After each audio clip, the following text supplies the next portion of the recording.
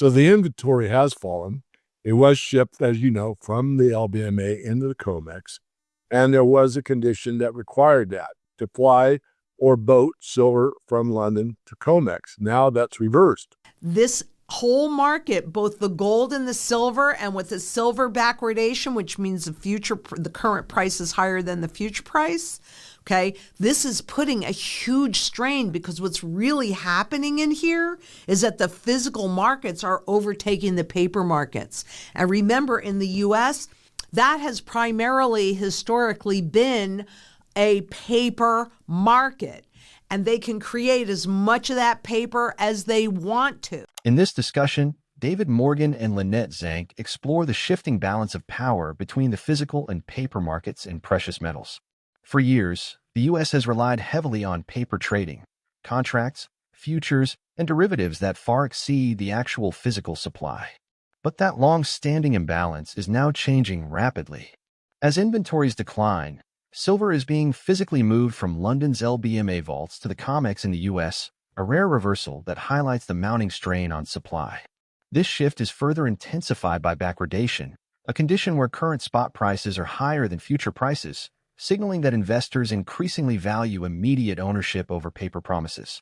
The deeper message is clear. The physical market is beginning to overpower the paper market.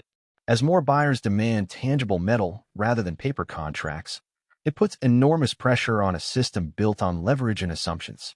If this divergence continues, it could fundamentally transform how gold and silver are priced, tying them more closely to real-world scarcity instead of speculative trading. Stay informed, stay prepared, and don't forget to subscribe, and share your thoughts on this major shift in the comments below. Let's dive into the interview. And so, yes, the London market is tightened substantially.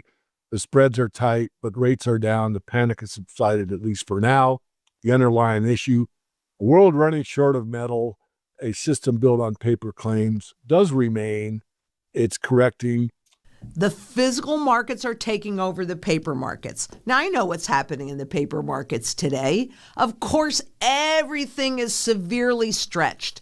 And right now, we are on risk on. But quite honestly, with the U.S. Treasuries, well, they aren't the unimpeachable safe harbor asset that they were once, well, at least that they appeared to be.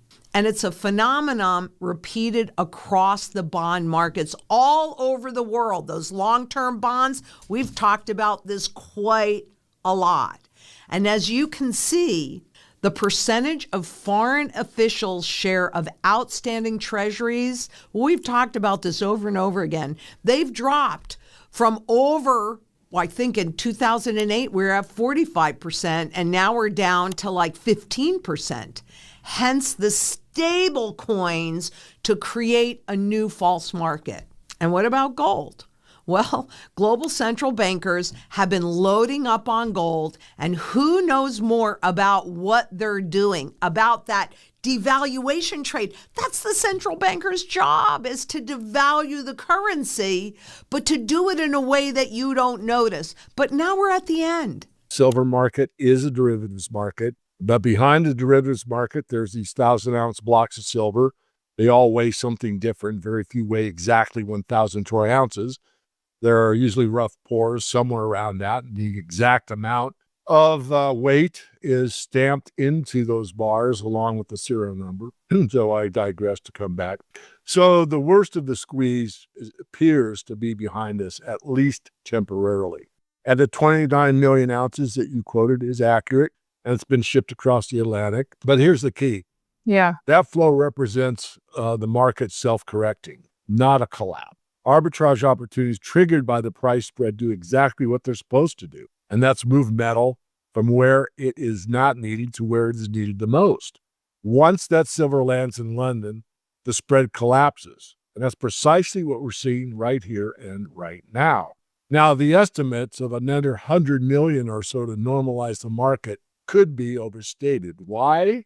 London doesn't need to rebuild inventories to that level. It just needs enough liquidity to settle the trades without the premiums exploding. How silver protects your ability to buy the same goods and services over time. Gold actually expands it. And gold is outperforming every single fiat currency, every single one of these, physical gold, physical silver, is outperforming and has been for a very long time, going all the way back to 2000. In this segment, David Morgan and Lynette Zang discuss the recent tightening in the London and COMEX silver markets, a situation where the immediate panic has eased, but the deeper structural problems remain unresolved. Although spreads have narrowed and a short-term calm has returned, the global shortage of physical silver continues to cast a long shadow. The conversation underscores how physical markets are increasingly asserting control over paper markets, marking a fundamental shift in how gold and silver are traded and valued. Meanwhile, the U.S. Treasury market, once considered the world's safest asset, is losing its untouchable status. Since 2008, foreign holdings of U.S. debt have declined sharply, reflecting growing distrust in fiat currencies. In response, central banks around the world have been quietly accumulating gold to hedge against currency devaluation. The silver market, too, is adjusting through natural arbitrage, with metal flowing from regions of surplus to those facing shortages. While the worst of the recent squeeze may have passed, the movement of nearly 29 million ounces of silver across the Atlantic highlights how the system is attempting to rebalance itself. The message is unmistakable. Physical ownership is once again taking precedence over paper promises. Let's dive into the interview. So right now, they're at the extreme because people watch the markets go up, whether they're real estate or stocks or crypto or whatever it is, and they go, oh, that's good, that's good. But that's not the real trend. The real trend is the value of the currency going down. Having said that, when all of that inflation is burned out, so you have them going from here down to an undervaluation level, and we see who survives and what is exactly happening in there, well, if you have the gold, it holds your purchasing power intact. Actually, this is more accurate. It holds your purchasing power intact. And so then it will be time to exit some of this, and depending upon what we're looking at, whether it's rights or income producing real estate or even dividend paying stocks that have actually survived this, etc. Then we start to exit out of this and convert into those income producing assets when they are severely undervalued. The silver market is the biggest market as far as discrepancy between the amount of paper that's thrown at the market and the amount of physical that exists. No other market in the commodities like cotton or cocoa or soybeans or whatever has that kind of a spread when you've got like 7 months worth of paper to clear the market. But silver's, I should say always, but for a very long time been like that. Which means, in my view, there's just way too much paper relative to the actual physical commodity. And purportedly, the exchange is supposed to kind of look at that stuff, but they seem to turn a blind eye to it. In this discussion, David Morgan and Lynette Zang uncover the real force driving today's financial markets. Not the illusion of soaring asset prices, but the quiet, relentless decline in currency value. While investors celebrate record highs in stocks, real estate, and crypto, the reality is that inflation is steadily eroding the purchasing power of every dollar. As this inflationary cycle reaches its breaking point, a massive revaluation is inevitable.